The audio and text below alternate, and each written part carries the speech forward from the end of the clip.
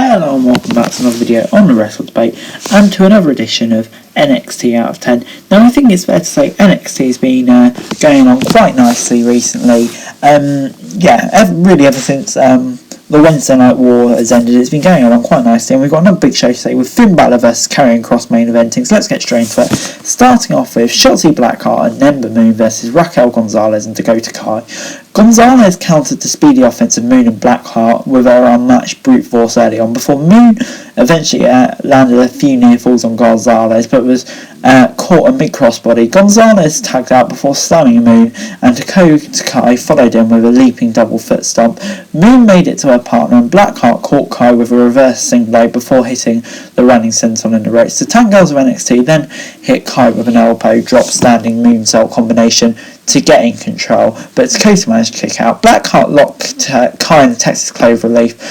Kai was in agony but refused to tap out. Gonzalez reached in, bringing her friend to safety. The NXT Women's Champion demolished Blackheart as we cut to the breaks with a big series of chops. Moon tagged in after the break and hammered Gonzalez with a series of big right hands. A handspring drop kick and a code breaker left Gonzalez in serious trouble, only for Kai to distract Moon and make the save. Gonzalez and Moon then hit an elevator go-to kick, but Blackheart broke up the pin. Moon made it back to her partner and battered Kai with a nasty kicking combination. Gonzalez saved Kai from all of the trouble, but Moon trapped Kai in a modified STF to get control. Moon wasn't finished though, and countered a one-arm powerbomb through the Eclipse. Moon and Blackheart drove Kai into the mat with the Dominator and Cutter, earning them the win. And then after the match, Gonzalez attacked Shotzi Blackheart while Dakota Kai forced Ember Moon to watch on. I'm going to give this a 6 out of 10. It was an alright match, but it kind of just feels like we're going in the same way with the repetitive women's tag team division. But yeah, the match should probably get a 7 out of 10, but for storyline reasons, I'll give it 6 out of 10.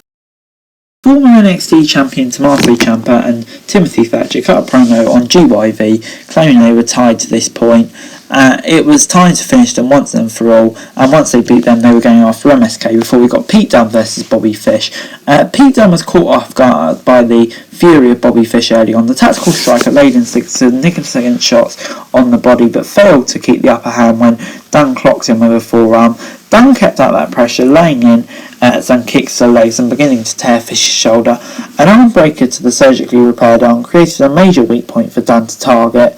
The bruiserweight battered off the face of Fish with boots, but Bobby fired up and sent him into the corner. Fish countered with a leaping forearm with a spine buster, followed up with some stiff strikes to the NXT bruiserweight. A sleeper trapped Dunne in the middle of the ring, but Pete managed to break away when he went after Fish's fingers. Dunne capitalised on Fish to the floor, but failed to capitalise, getting tossed onto the floor with a back body drop. The former Undisputed Era member drove him into the barricade with a running knee. Fish countered with a standing Kimura and locked in the exploder, but Dunne managed to get out. Fish nearly took out Dunne's head off with a leaping knee, but the bruiserweight still managed to come in for the kill. Fish couldn't prevent the finger snap, but he went for his own armbar. Dunne slipped through and hit the bitter end, and after the match, Dunne and Lorcan attacked Fish. Lorcan nearly re-injured the arm of the multiple-time NXT World Champion. I'll give it a 7 out of 10. This is a really entertaining result. Next up on NXT, Hit Row were backstage, and Swerve Scott vowed to take out whoever came towards them, and they will win all the belts. Before we got Mercedes Martinez versus Zara Ramia. Prior to the match, Balor was seen stalking Martinez backstage. Martinez went toe-to-toe with Ramirez as the match started off. A series of strikes from Ramia battered her early on. A rolling forearm from Martinez, though, sent her to the mat. A series of butterfly suplexes tossed Ramia around for the 2 count. Mercedes rocked Ramia with some elbow kicks on the top at a turnbuckle, but unlike Toni Storm, she didn't give Ramia the chance to hit her shooting star press. After tossing her again and again, Martinez dumped her opponent to get a quick win. I'll give it a 6 out of 10. This was solid. And then after the match, Martinez was comforted by Tian Sha. At least she was marked by them. The lights came down, and when they came back, she had been marked by the group. Kind of intrigued to see where this goes was. I'll give it a 6 out of 10. NXT's stock market skyrocket finally had a chance to confront the $1 million man next. Cameron Grimes was frustrated, saying he was only recently a wealthy man and didn't know why Tate DiBiase was doing all of this to him. Grimes said he looked up to the former WWE superstar and idolised him, before DiBiase said that when he looked at Grimes he saw a little bit of $1 million who could embody the $1 million man. DiBiase said it's not all about the money and treating people like trash, but also in-ring prowess. He said Grimes had what it takes to be the next $1 million man, but he'd lost to his focus. Recent NXT signee LA Knight then broke up the conversation and believed that this deserved to recap the benefits of the $1 million legacy. Knight tried to tear DiBiase away from Grimes, claiming that they could make a ton of money together. DiBiase knew who Knight was, knowing the former Impact Wrestling champion could be a megastar. He got off the $1 million body mindset, and Grimes cut off Knight.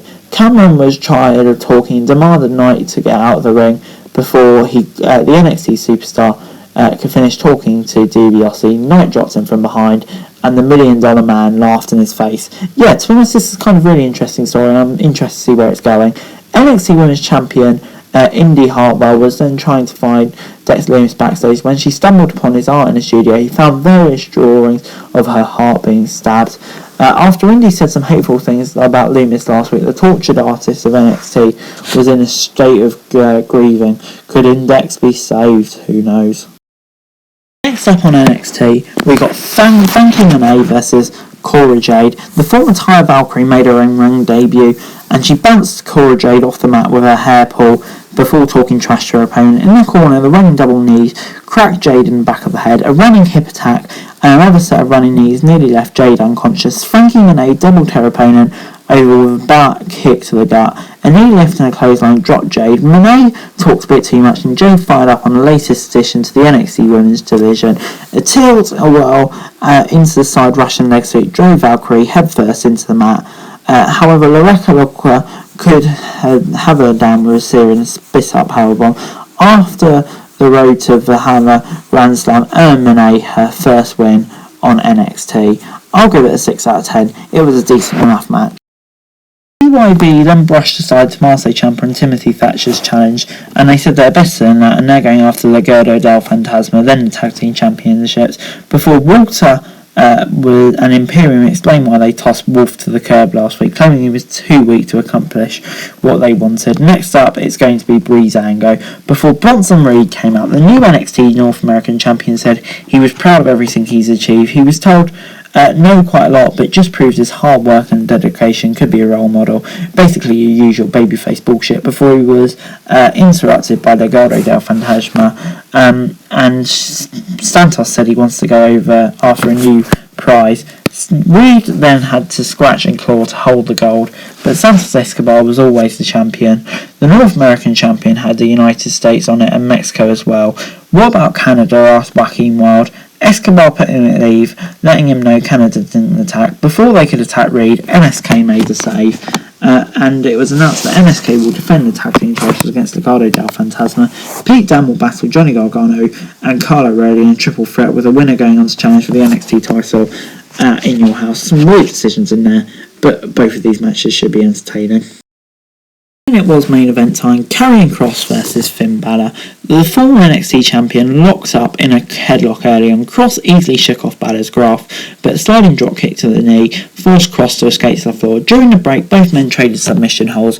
Balor had Kross in the middle of the ring with a modified STF, but couldn't keep the pressure up for long. He transitioned into an armbar, but Kross stood out and slammed him. In the battle of it, the two-time NXT champions, Kross finally took him down. After some nasty clotheslines in the corner, Kross tapped Balor over with a suplex. Kross flipped over the champion with an abdominal stretch. Some seated sentons then drove across across the mat to gain control. Kross responded by tossing Balor across the ring. Still, Balor wouldn't die. A Kross face was locked in, and when the Prince knew it wouldn't work, he quickly got out of it. Kross was then taken to the floor, where Balor almost took his head off with an apron running kick to the jaw. They traded right and left, and it seemed that Balor was about to take Kross down once and for all. However, he was caught in a Kross jacket for several moments. Balor squirmed. Kross followed him to the floor outside after he retreated and drove him right into the plexiglass. A razor's edge into the glass left Balor out on the ground. Miraculously, Balor managed to get back in and hit a DDT. The NXT champion was stood up and dropped Balor on the table with a blue thunder bomb. Back inside the ring, Balor found his second win. That was until he went for the coup de grace. Kross avoided it, and Kross looked to end it all. Balor countered Kross's elbow to the back and got a near fall before Kross broke away, hammered the neck. Balor responded with some of his own.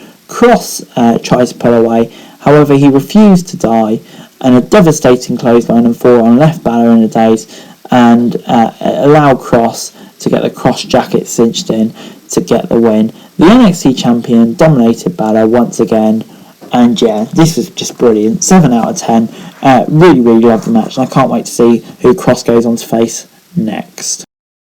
NXT this week gets a 7 out of 10 from me. I enjoyed the show this week. There was plenty going on, and on the whole it was just a really, really good show. NXT continuing their momentum.